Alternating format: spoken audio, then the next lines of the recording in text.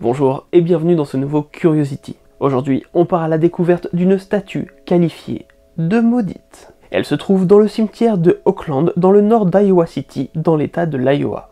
Ce cimetière d'environ 160 000 m² est le cimetière principal de la ville depuis 1843.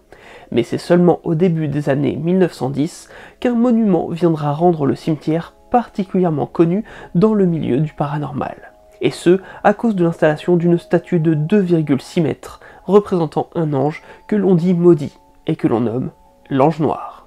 Ce petit surnom est évidemment venu avec le temps, mais pour comprendre comment, revenons aux origines de cette histoire et des rumeurs sur cette statue.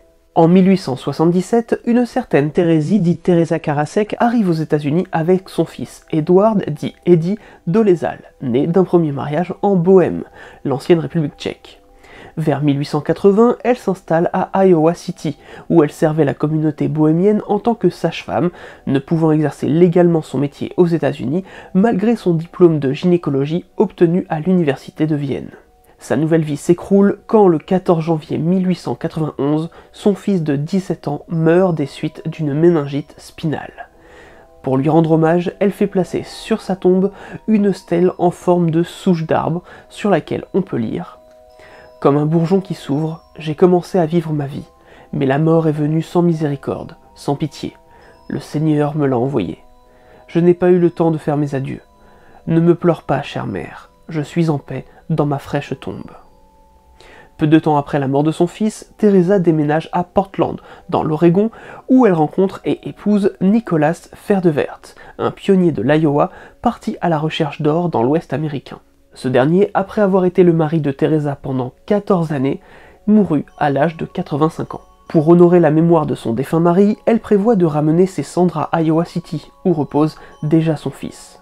Elle commande alors à l'artiste Mario Corbel, un sculpteur tchéco-américain basé à Chicago, une statue commémorative unique qui devra pouvoir se combiner à la souche d'arbre de son fils pour la somme de 5 000 $ de l'époque, ce qui équivaudrait à environ 156 500 $ d'aujourd'hui.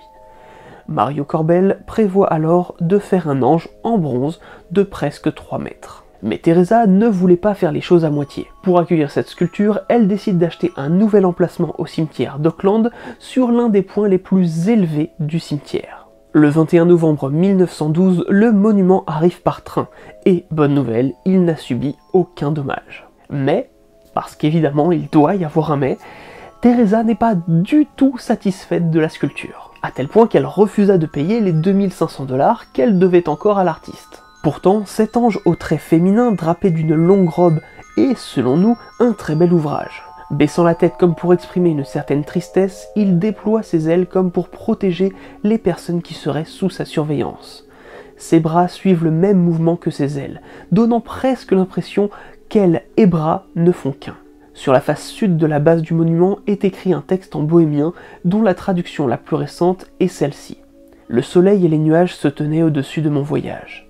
Il y a eu des jours difficiles et des jours joyeux dans ma vie. Vous avez fait mon travail pour rendre le monde meilleur. Vous croisez vos mains et votre tête s'abaisse. Votre esprit s'envole là où la récompense éternelle vous attend après les épreuves. Du coup, où était le problème ? Eh bien, la commande n'était clairement pas respectée, et l'un des éléments qui n'allait pas, entre autres choses, c'est que le monument en l'honneur de son fils ne pouvait en aucun cas être intégré à la nouvelle sculpture. Malgré tout, celle-ci fut quand même installée sur le nouveau lot du cimetière. À ses pieds a été enterré les restes de son mari et de son fils. La souche d'arbre rendant hommage à ce dernier a été déplacée et installée à côté de l'ange. Et sur l'ancien lot, là où était la souche d'arbre à l'origine, on trouve maintenant une plaque plus simple comportant le nom d'Eddie Dolezal. Selon les archives de la ville, le 18 novembre 1924, Teresa Ferdevert, née Karasek, décède à l'âge de 88 ans. Comme mentionné dans son testament, elle fut incinérée et ses restes furent enterrés au pied de la statue auprès de son fils et de son mari. La date de sa mort n'a jamais été inscrite sur le monument, car il semble que personne de son entourage n'ait pris la peine de payer pour la gravure. Jusque-là, l'histoire de cette statue est certes atypique, mais il y a pas vraiment de quoi en faire un film d'épouvante. Alors pourquoi aujourd'hui considère-t-on cette statue comme maudite? Eh bien, il s'avère que cette statue d'ange est totalement noire. Et on ne va pas se le cacher, le fait que celle-ci soit sombre est loin de faire penser qu'il s'agit d'un ange venant du paradis. Certains voient même dans l'angle pris par les ailes de la statue une façon de dire que l'une des ailes est cassée, comme s'il s'agissait d'un ange déchu. Par conséquent, aujourd'hui, il existe de nombreuses rumeurs et légendes autour de cette statue. En voici quelques-unes que l'on a pu dénicher. Dans l'université de l'Iowa, on considère qu'une fille n'est pas une véritable étudiante tant qu'elle n'a pas été embrassée devant l'ange noir. Il est dit qu'une femme embrassée près de la statue au clair de lune mourra dans les 6 mois à venir. Si une fille vierge est embrassée devant l'ange noir, celui-ci retrouvera sa couleur d'origine et la malédiction qui l'a rendue noire sera levée.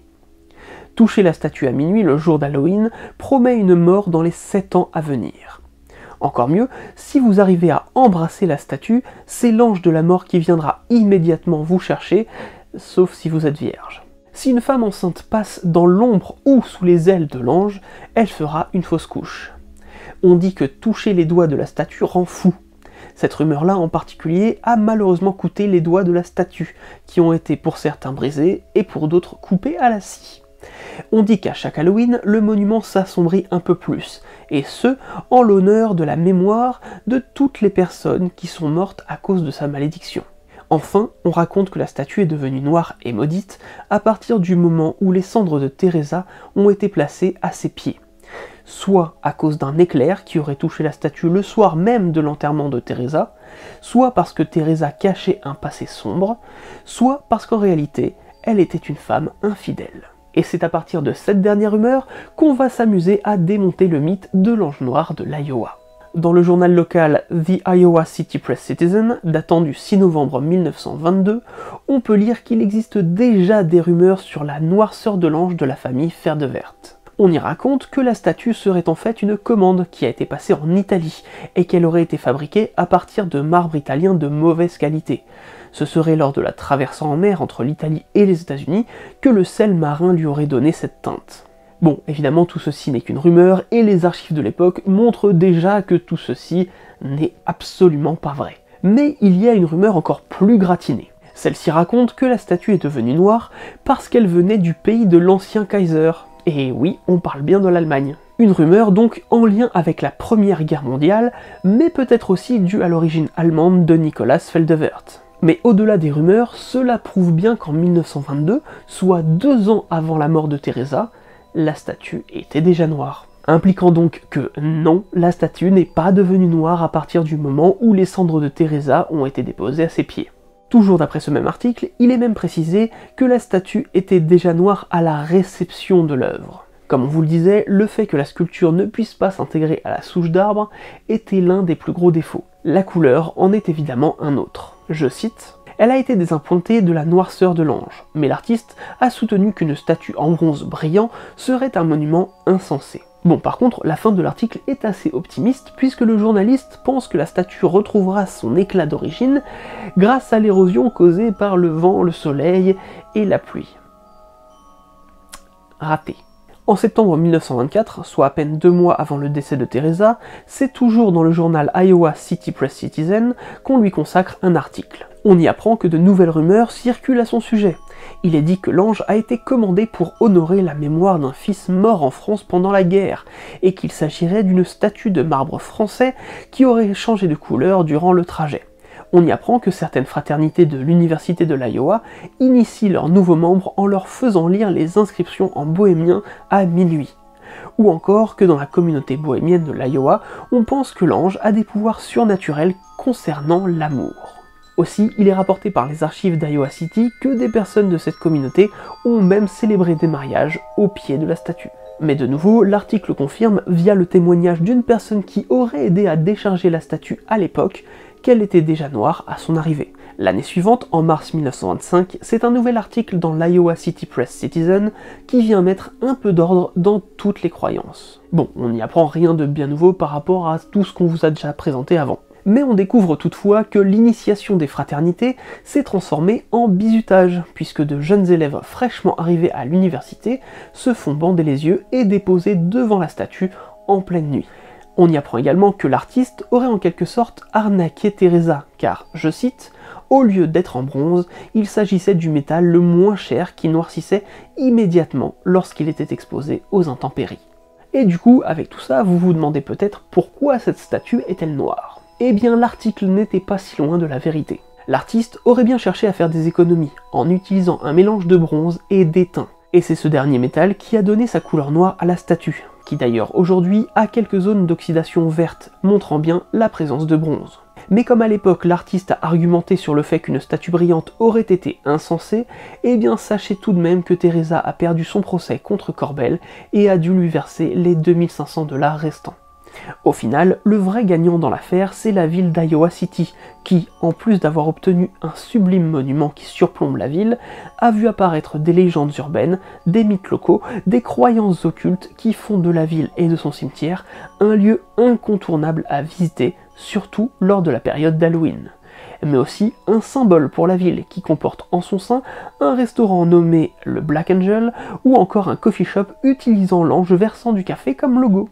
Voilà, on espère que cette petite vidéo sur l'ange noir du cimetière Oakland d'Iowa City vous a plu. On espère vous avoir fait découvrir cette œuvre, ou au mieux vous avoir appris quelques détails supplémentaires sur elle. Si vous avez aimé cette vidéo, n'hésitez pas à la partager autour de vous, ou encore sur vos réseaux sociaux, bref, vous connaissez la chanson. Et si vous voulez aider au référencement de cette vidéo, mais que vous ne savez pas quoi marquer dans l'espace commentaire, vous pouvez toujours laisser un emoji de statue, de cercueil, d'urne, pourquoi pas. Et si par hasard vous avez déjà visité ce lieu, eh bien n'hésitez pas à nous taguer sur les photos que vous avez déjà partagées, ça nous fait toujours plaisir de voir ce que vous avez pu prendre comme photo d'un lieu qu'on vous a présenté en vidéo. Et sur ce, je vous dis à très vite pour une nouvelle curiosité.